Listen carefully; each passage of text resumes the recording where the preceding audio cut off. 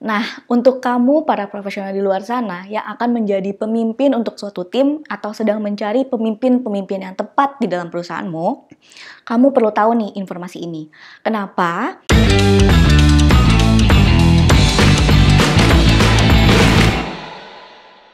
Halo, gue Salis and welcome to Career Insight.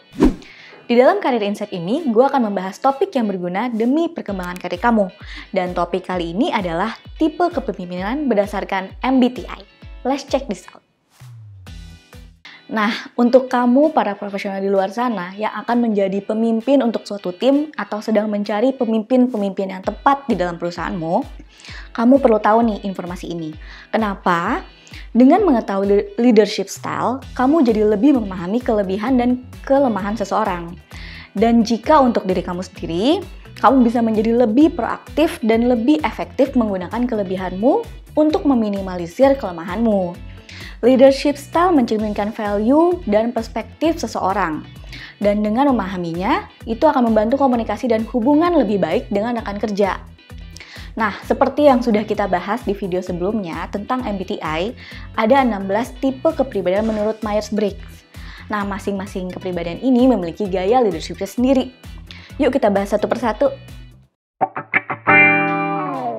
Nah, yang pertama adalah ESTJ, the Detail-Oriented Leader. Mereka yang memiliki tipe kepribadian ESTJ adalah tipe pemimpin yang detail-oriented, jujur, dan konsisten. Mereka akan cenderung memastikan bawahannya memahami dengan jelas arahan mereka. Karena cenderung detail-oriented inilah, mereka akan menghabiskan lebih banyak waktu untuk memastikan bahwa rencana mereka berdasarkan oleh data, akurat, dan terencana dengan detail. Nah, tapi hal inilah yang juga bisa menjadi hambatan ESTJ dalam memimpin. Karena terlalu fokus dengan detail atau masalah, mereka akan kehilangan gambaran besar dari masalah tersebut. Selanjutnya, ESTJ, the Decisive Leader, atau yang bisa dibilang si senang mengatur dan pintar mengambil keputusan.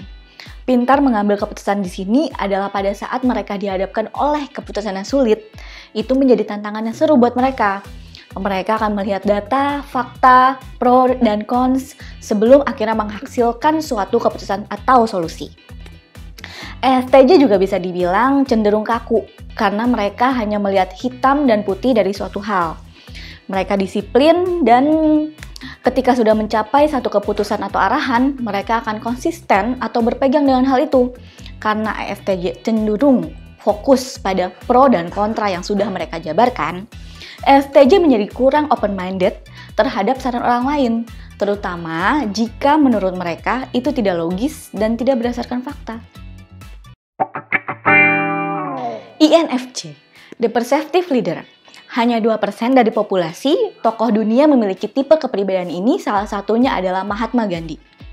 Kira-kira sudah kebayang belum bagaimana cara mereka memimpin? Ya, mereka akan menjadi seorang pemimpin yang berusaha mendengarkan anggota timnya, berusaha untuk mengerti, memotivasi, dan menginspirasi tim mereka. Saat memimpin dan harus mengambil keputusan, INFJ umumnya akan sangat mempertimbangkan bagaimana keputusan ini akan berdampak pada orang yang terlibat and how a decision will play out in the future. Meski kelihatannya INFJ ini mengayomi, sebenarnya mereka cenderung idealis, perfeksionis, workaholics, dan termasuk keras terhadap dirinya sendiri. Kemampuan analisis mereka bisa dibilang tajam, tapi hambatannya adalah mereka terkadang kesulitan nih untuk menyampaikan visi mereka dengan jelas. ENFJ, the Passionate Leader. Mereka adalah pemimpin yang goal-oriented, terorganisir dengan baik, fokus, disiplin, dan suportif. Sebagai pemimpin, ENFJ juga tidak keberatan untuk ikut kerja dengan bawahan mereka. Bisa dibilang, mereka mau susah bareng dan bukan hanya memerintah. Lalu, apa sih tantangan si ENFJ jika menjadi seorang pemimpin?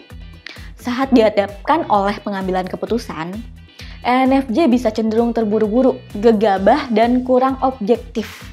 Karena mereka cenderung fokus dengan hubungan personal antara rekan kerja dan atau bawahannya. INTJ, the Strategic Leader.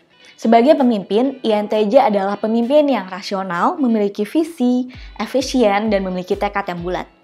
Dan dengan tekadnya yang bulat inilah, INTJ akan berusaha memastikan bahwa strateginya berjalan dengan lancar dan mencapai kesuksesan. Dengan intuisi yang mereka miliki, INTJ termasuk pemimpin yang mampu menghadapi keputusan yang sulit dan masalah yang rumit.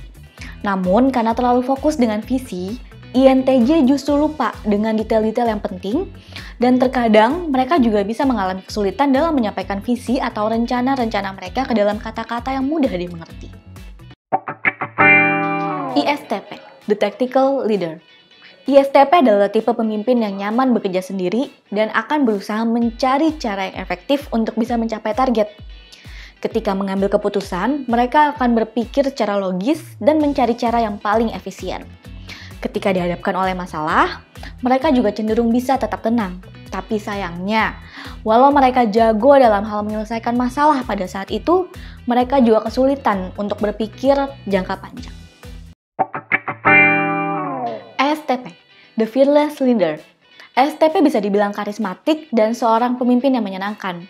Mereka cenderung pintar melihat kesempatan dan mengambil keuntungan dengan cepat. Dengan sensing, thinking, dan perceiving yang ia miliki ketika dihadapi oleh keputusan, ia akan cenderung melihat pro dan kontranya. Ia juga akan sangat berpatokan dengan pengalaman yang ia miliki. Meski cepat mengambil kesempatan, mereka cenderung kesulitan untuk berkomitmen dengan rencana mereka. ISFJ, The Thoughtful Leader. ISFJ adalah pemimpin yang sangat berkomitmen dan teliti. ISFJ tahu gimana caranya agar pekerjaan dapat terorganisir dengan baik. Mereka juga bisa bekerja sesuai deadline dan memerhatikan bawahan mereka. Tapi kekurangannya adalah, sebagai pemimpin, ISFJ kesulitan untuk menentukan mana yang prioritas dan menciptakan strategi yang efektif. ESFJ, The Generous Leader. Selain INFJ, ESFJ juga termasuk pemimpin yang workaholic. Selain itu, ia juga karismatik dan dapat memotivasi bawahannya. Tapi sayangnya, ESFJ kurang pandai dalam menciptakan strategi jangka panjang yang tepat. ISFP, The Sensitive Leader. ISFP adalah pemimpin yang sederhana dan penuh kasih sayang. Mereka akan berusaha memimpin dengan memberikan contoh yang baik. Mereka juga bukan tipe pemimpin yang otoriter atau bahkan ingin selalu mendominasi. Hambatannya adalah, sebagai pemimpin, ia akan cenderung kesulitan untuk berpikir logis dan objektif untuk mencapai goals-nya. ESFP, The Charismatic Leader. ESFP adalah pemimpin yang cenderung sangat disukai bawahannya, menyenangkan dan menginspirasi. Mereka akan memimpin dengan kejujuran dan kasih sayang. Hambatan seorang ESFP adalah ketika ia harus mengambil keputusan, ESFP akan kesulitan untuk tetap objektif karena ia terlalu fokus memikirkan bagaimana keputusan yang ia buat bisa berdampak kepada orang di sekelilingnya. ENTJ, The Assertive Leader.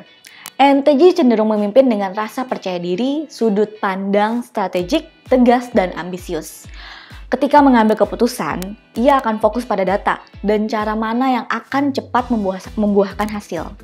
Meski begitu, terkadang ENTJ terlalu fokus dengan visi mereka sehingga mereka melewatkan beberapa detail yang penting.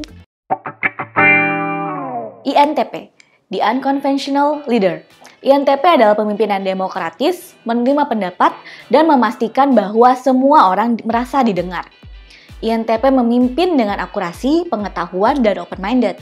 Meski begitu, INTP tidak menyukai birokrasi dan bisa cenderung stres ketika harus berurusan dengan hal detail yang bisa menghalangi tujuan atau rencananya.